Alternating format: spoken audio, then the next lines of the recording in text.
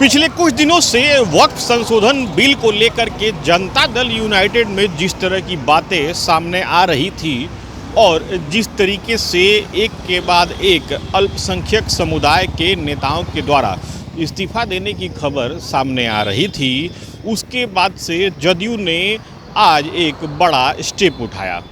दरअसल जनता दल यूनाइटेड के अल्पसंख्यक प्रकोष्ठ की तरफ से आज राजधानी के प्रदेश जदयू कार्यालय में एक प्रेस कॉन्फ्रेंस का आयोजन किया गया। खास बात ये रही कि इस प्रेस कॉन्फ्रेंस में जनता दल यूनाइटेड के उन मुस्लिम चेहरों को आगे रखा गया जो विभिन्न मंचों पर जदयू की बात को, नीतीश कुमार की विचार को और सरकार के काम को रखते रहे हैं।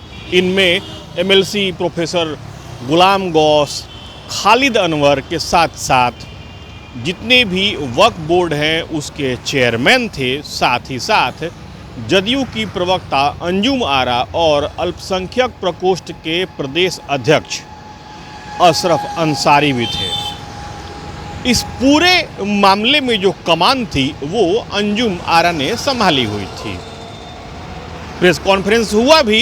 प्रेस कॉन्फ्रेंस में सीएम नीतीश कुमार की अल्पसंख्यक समुदाय को लेकर के जितने भी कार्य किए जा रहे हैं उसका भी जिक्र किया गया और अशरफ अंसारी ने भी उन मामलों का जिक्र किया जिसका नीतीश कुमार ने निष्पादन किया था, जिसमें भागलपुर जैसा मामला भी था।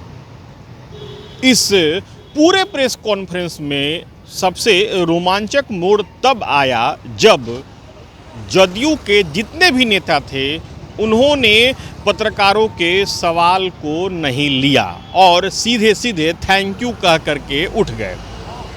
इसे लेकर के हूटिंग भी हुई। पत्रकारों ने सवाल पूछने की पूरी कोशिश की लेकिन जदयू की तरफ से सीधे सीधे थैंक यू कह दिया गया। अब इसी बात को लेकर के राज्य की सबसे बड़ी और विपक्षी पार्टी राष्ट्रीय जनता दल निशाना साध रही है। आरजेडी का सीधे सीधे कहना है कि जदयू के जो नेता हैं उनके दिल में कुछ और है लेकिन वो कह कुछ और रहे हैं। आरजेडी सीधे सीधे जदयू के ऊपर निशाना साध रही है। यहाँ तक ही नहीं, खुद नेता प्रतिपक्ष तेजस्वी यादव ने भी आज इस मामले पर जदयू के ऊपर सीधे सीधे निशाने पर लिया। उन्होंने सीधे सीधे कहा कि जदयू के जितने भी मुस्लिम समाज के नेता हैं वो खुद को एक तरीके से कहें तो बांध करके सामने प्रस्तुत कर रहे हैं। आरजेडी के प्रवक्ता एजाज अहमद ने स्पष्ट रूप से निशाना साधते हुए कहा कि जदयू के जितने भी अल्पसंख्यक समुदाय के नेता हैं वो ऐसा लग रहा है जैसे मजबूर हैं। बहरहाल आरजेडी हो या फिर जदयू की प्रेस कॉन्फ्रेंस हो या फिर आरजेडी का निशाना साधना, जदयू ने ऐसा लग रहा है कि जिस उद्देश्य के साथ इस प्रेस कॉन्फ्रेंस का आयोजन किया था संभवतः वो उद्देश्य जदयू का पूरा नहीं हुआ, क्योंकि प्रेस कॉन्फ्रेंस में सवालों के जवाब दिए जाते हैं। प्रेस कॉन्फ्रेंस में थैंक यू कह करके नहीं उठा जाता है। कहीं ना कहीं जनता दल यू के उन मुस्लिम नेताओं को जिसके दिल में दर्द था, जिसको पता था कि जनता दल यू ने किस तरह से भारतीय जनता पार्टी के साथ जाकर के अपने विचारों का सौदा किया है और किस तरह से विचारों का सौदा करके जनता दल यू ने वक्फ संशोधन विधेयक पर कार्य किया है, ये सभी मुस्लिम नेताओं को पता है। इसीलिए दिल से वो अपनी बात नहीं रख पा रहे थे। जब पत्रकारों ने उनसे सवाल किया तो उस सवाल का जवाब देने से पहले ही सारे लोग उठ करके चल दिए।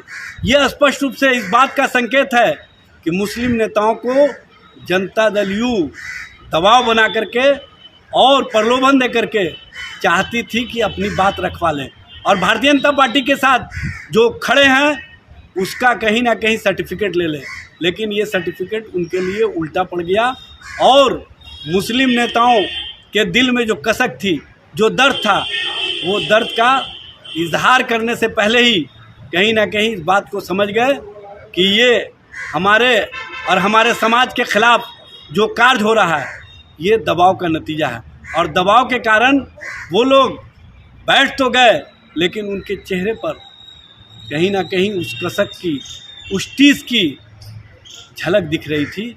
और इसके संबंध में जब पत्रकारों ने उनसे पूछा कि आप बताइए कि आर्टिकल 26 के माध्यम से जिस तरह से अक़लियतों के हक और अधिकार को छीनने का काम किया गया, मुसलमानों के वक्फ अमेंडमेंट एक्ट में जो अधिकार थे उसको छीनने का काम किया गया है, और 2 सदस्य जो गैर मुस्लिम बनाए गए हैं, उस पर आप लोगों की क्या राय है? तो इन लोगों के पास जवाब नहीं बन पाया। जदयू के नेताओं की तरफ से जिस तरीके से प्रेस कॉन्फ्रेंस के बीच में उठ करके थैंक यू कह दिया गया, वो एक सवाल तो छोड़ करके जाता ही है, और उस सवाल पर विपक्ष निशाना तो साधेगा ही, और जदयू से सवाल पूछना तो बनेगा ही।